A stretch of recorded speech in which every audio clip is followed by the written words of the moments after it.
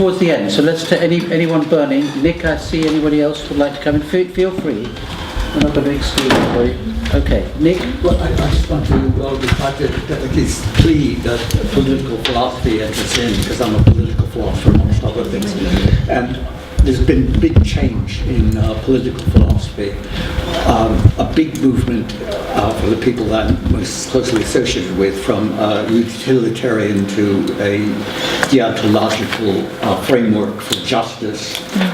My own teacher, John Rawls, who talked about the least well-off being particularly important in terms of equality and inequality, that has been supplemented rather than replaced by notions of the most vulnerable, and the questions of vulnerability, which feature so much in Judith Butler's work, and her intellectual antecedents in continental philosophy rather than in terms of analytic philosophy of Anglo-American sort.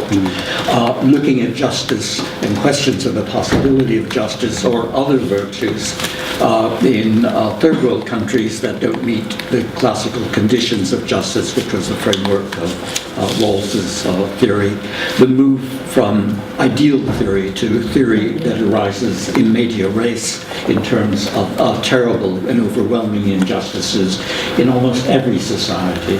All these things have led to a dynamic in its own right at a theoretical level, which I think is responsive, or perhaps to be even more responsive, to the empirical work that has been so prominent in focusing our attention in the last couple of days.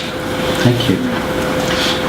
I'm feeling that we're certainly going to be following Diane's prescription. We're going to do a report of the event, which needn't go to the Ford people, but it'll be nice for us.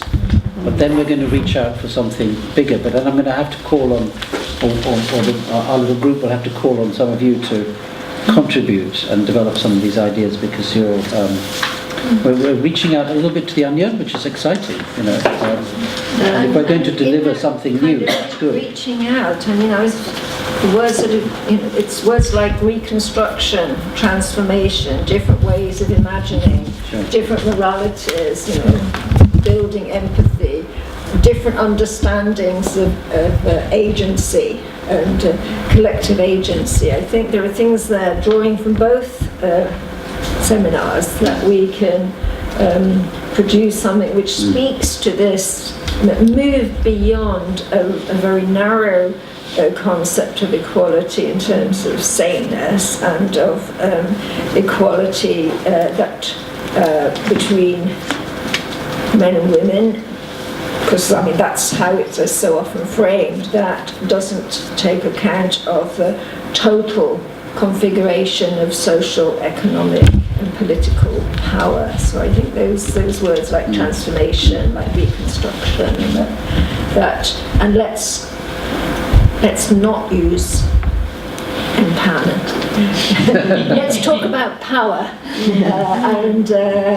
but because the trouble is that's become such a captured word. I think we have to move beyond that. But I think we've got a lot of exciting ideas about dynamic approaches. I just want to add something.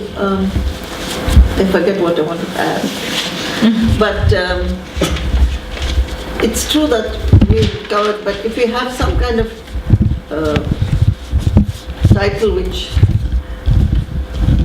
reflects all that we've talked about, I like the idea, of course, of moving away from gender inequality to justice, to things like that, just so that we are capable of moving away from our bodies and ourselves into what we learnt from both other women and ourselves, which speaks to the bigger issues of justice. That's why I like the idea of something which is to do with the concept of justice, learning from gendered inequalities, something like that. Leading into law, leading into politics. Did you say contemplative justice or comparative justice? I beg your pardon? Did you just say comparative justice or contemplative justice? Concept justice. Concept of justice. We don't, that's also a very difficult thing. Concept that I'm opening up a can of worms. I don't mean that. I'm just saying I like what I heard, that we even what Diane just said. I mean, power is too difficult. I mean, if we take power, learning from the ground, it's too big a thing. And so much is being written and said about gender inequality all over the world. I mean, we just have to open any website to see ILO, UNESCO, UNIFEM. But what have we to contribute, which is to shift the sands of argument from gendered inequalities to how that examination of that speaks to law or to politics. That's why I gave new type of titles which can I like reach out. I liked when you said learning from. Yeah. Because earlier on, I think you were sort of suggesting that almost that we put it into the backwater, and I think that rightly or wrongly, this has been the theme of the event. So we have to reflect that a little bit. But learning from allows us to reflect it, but also to develop it. So I like that because it's still useful. Yeah. It's still been useful. I mean, all our papers have shown up interesting things. We don't want to discard it totally. I mean, And I think following on from that, I always find that the gender lens phrase quite useful. So we don't want to throw it thinking away. about social justice and justice for all through a gender lens. Yes. Because we know that so many movements that have said they're in favour of justice for all, in fact, have turned out to be only justice for much smaller groups. I mean, we have to be realistic as well. You can't do everything. Okay, that's wonderful. So if there's nobody else who wants to speak, I think I just want to say another thank you. First of all, the filming, the thing that allows us to film, has that been gone round? If anyone hasn't signed it, please do that. I signed it. Secondly, there's a couple of notices that are going around. One is a lovely book coming out next year with a beautiful young lady on it. Also, Ma's handing out. Like that. Ma's handing out notices about. She's bringing over, as was mentioned, a few politicians from Burma, women politicians, in Oxford next week. And there's a public meeting on Tuesday at LMH.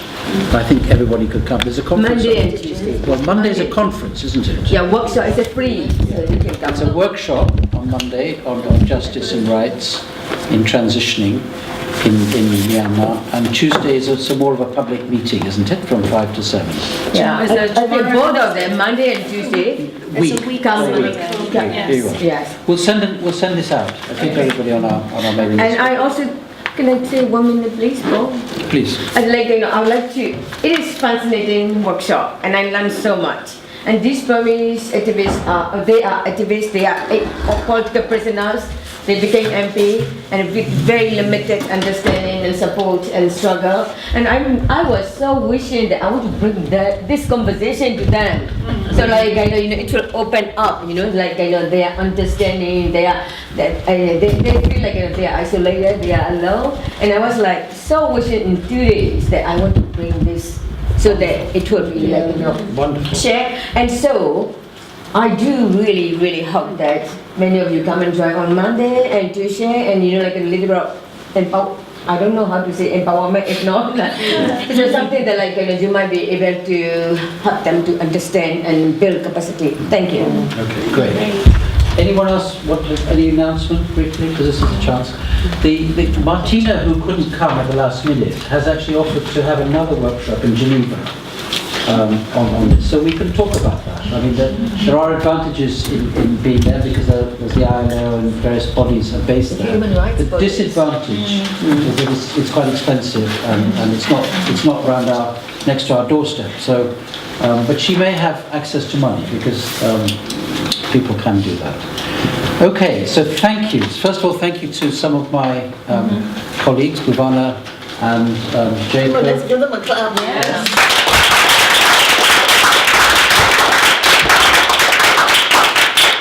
Thank you. But I need to mention them all before. Marek and Constanza from today. So all of those.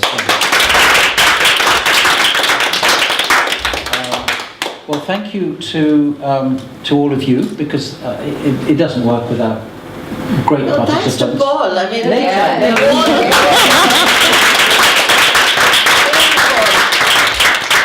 Thank you to me. Thank you. Thank you to paper Would givers. drop out. Paper givers is very important because they stimulated so much discussion and so on. And sorry, thank you to Devaki because you inspired us. You gave us the thought to have this. Absolutely. So I hope you feel satisfied.